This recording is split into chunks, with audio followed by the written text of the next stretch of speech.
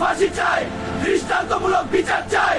2026 সালের 19 মে ঢাকার মিরপুরের একটি ছোট্ট বাসায় শুরু হয়েছিল এক ভয়ঙ্কর সকাল, যে সকালটা কয়েক ঘন্টার মধ্যেই বদলে দেয় পুরো বাংলাদেশের পরিবেশ। রামিসা মা, এদিকে একটু আসো তো, তোমার জন্য চকলেট আর একটা খেলনা রেখেছি।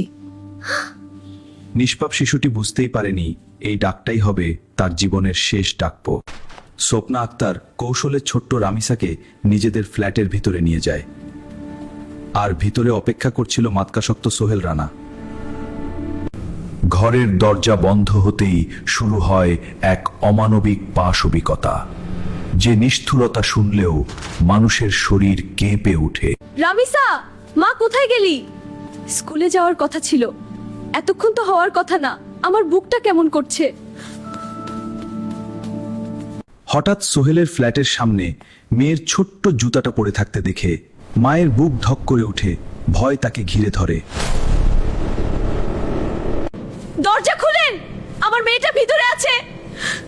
আমি জানিও ভিতরে আছে, দয়া করে দরজা খুলেন।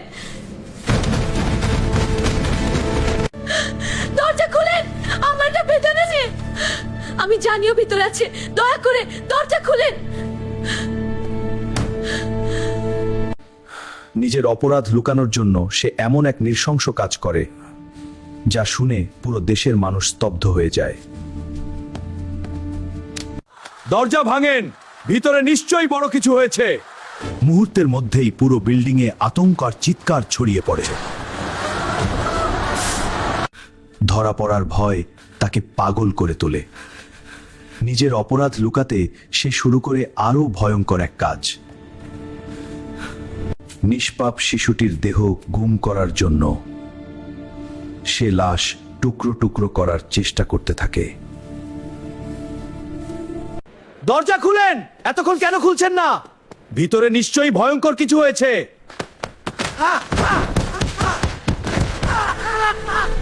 লোকজন যখন দরজা ভাঙার চেষ্টা করছিল, ঠিক তখনই গ্রিল কেটে পালিয়ে যায় সোহেল রানা।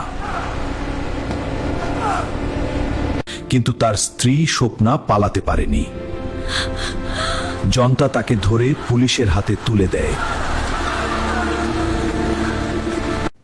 কেউ কিছু স্পর্শ করবেন না, পুরো ফ্ল্যাট ভালোভাবে তল্লাশি করা হবে। তারপর ঘরের ভিতরে যা পাওয়া গেল তা দেখে পুলিশ থেকে শুরু করে সবাই স্তব্ধ হয়ে যায়। আমার মেয়েটা তো শুধু স্কুলে যেতে চেয়েছিল। আমার রামিসাকে ফিরিয়ে দেন। প্রযুক্তির সহায়তায় মাত্র 10 ঘন্টার মধ্যেই নারায়ণগঞ্জ থেকে গ্রেফতার করা হয় প্রধান আসামিকে পাউন্ড। পুরো দেশ জুড়ে শুরু হয় ক্ষোভ আর কান্না। মানুষ একটাই দাবি জানায়, এই নৃশংসতার সর্বোচ্চ বিচার চাই। আমার মেয়েটা তো কারো কোনো ক্ষতি করেনি, তাহলে কেন এত নিষ্ঠুরভাবে তাকে কেড়ে নেওয়া হলো? রামিসার খালি বেঞ্চটা দেখে কাঁদতে থাকে তার সহপাঠীরা, কারণ সে আর কোনোদিন ক্লাসে ফিরবে না।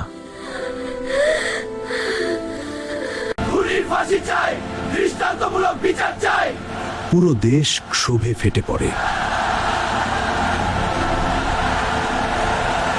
ইসলামে নিরপরাধ মানুষ হত্যার শাস্তি অত্যন্ত কঠোর। প্রাণের বদলে প্রাণ, এটাই কিসাসের বিধান। কোরআনে বলা হয়েছে, যে একজন নিরপরাধ মানুষকে হত্যা করল, সে যেন পুরো মানব জাতিকেই হত্যা করল। আল্লাহ, নিষ্পাপ শিশুটিকে জান্নাত দান করুন আর অপরাধীদের কঠিন শাস্তি দিন। দুনিয়ার আদালত থেকে হয়তো কেউ পালাতে পারে, কিন্তু আল্লাহর বিচার থেকে কেউ কখনো পালাতে পারবে না। এক মুহূর্তের পাশবিকতা শেষ করে দিল একটি নিষ্পাপ শিশুর পুরো পৃথিবী। শিশুদের নিরাপত্তা নিশ্চিত করা আমাদের সবার দায়িত্ব, কারণ একটা অবহেলা কেড়ে নিতে পারে একটি নিষ্পাপ জীবন।